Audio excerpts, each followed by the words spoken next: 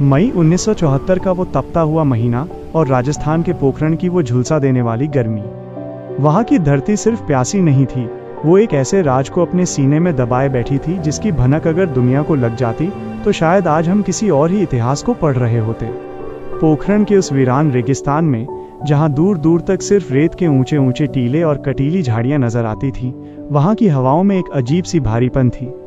ऐसा लगता था जैसे कुदरत को भी पता हो कि उसकी कोख में कुछ ऐसा पल रहा है जो आने वाले कल का भूगोल और नसीब दोनों बदल देगा। ऊपर से देखने पर सब कुछ बिल्कुल सामान्य था, सन्नाटा ऐसा कि अपनी ही सांसें सुनाई दें, लेकिन उस खामोशी के नीचे हिंदुस्तान की तकदीर एक ज्वालामुखी की तरह फटने का इंतजार कर रही थी। ये कोई मामूली वैज्ञानिक प्रयोग नहीं था, ये एक राष्ट्र का अपनी अस्मिता, अपने वजूद और अपने सम्मान के लिए लड़ा जाने वाला अब तक का सबसे बड़ा और सबसे गुप्त युद्ध था। वक्त के पन्नों को थोड़ा और पीछे पलटते हैं। साल 1971 का वो मंजर याद कीजिए जब भारत ने पाकिस्तान के 2 टुकड़े कर दिए थे। वो जीत ऐतिहासिक थी, पर उस जीत ने दुनिया की महाशक्तियों, खासकर अमेरिका और चीन को चौकन्ना कर दिया था।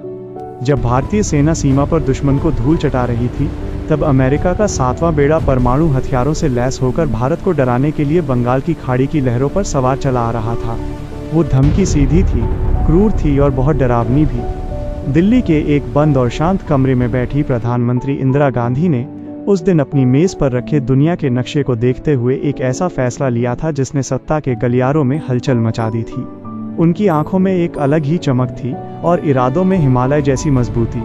वो समझ चुकी थीं कि दुनिया में इंसाफ और शांति की बातें सिर्फ कमजोरों के लिए होती हैं, और अगर भारत को दुनिया में सर उठाकर जीना है तो उसके पास वो ताकत होनी चाहिए जिससे दुनिया कांपती है, परमाणु ताकत। लेकिन ये रास्ता किसी